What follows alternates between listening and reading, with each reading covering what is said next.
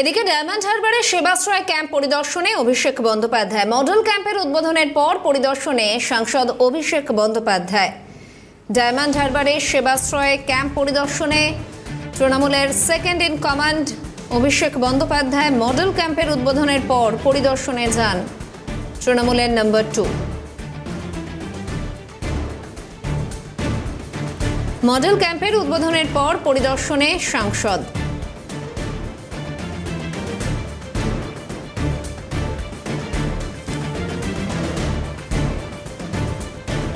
Diamond হারবারে Sebashray camp পরিদর্শনে Abhishek Bandyopadhyay model ক্যাম্পের উদ্বোধনের পর পরিদর্শনে সাংসদ।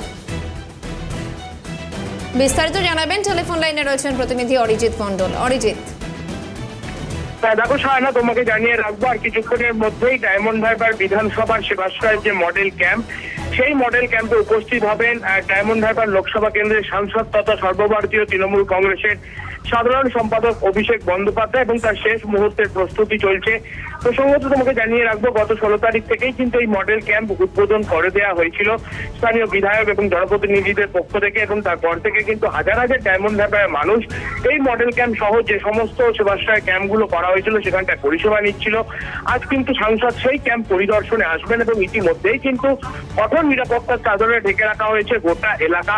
পাশাপাশি তোমাকে জানিয়ে রাখবো, গত 1 ডিসেম্বর থেকে এই সেবাশ্রয় কর্মসূচি শুভ সূচনা হয়েছিল মহেশতলা থেকে, এবং মহেশতলা বিধানসভা তারপর পর যে বিধানসভাগুলি রয়েছে সেই বিধানসভাগুলি পরে কিন্তু আজকের ডায়মন্ড হারবার বিধানসভার এই শেষ মডেল ক্যাম্প এবং শেষ মডেল ক্যাম্পের পরিদর্শনে আসছেন সাংসদ অভিষেক বন্দ্যোপাধ্যায়।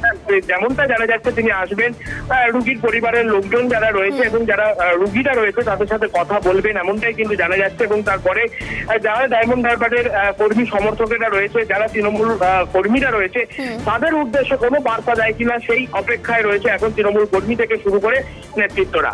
শাহানা, ধন্যবাদ অরিজিৎ।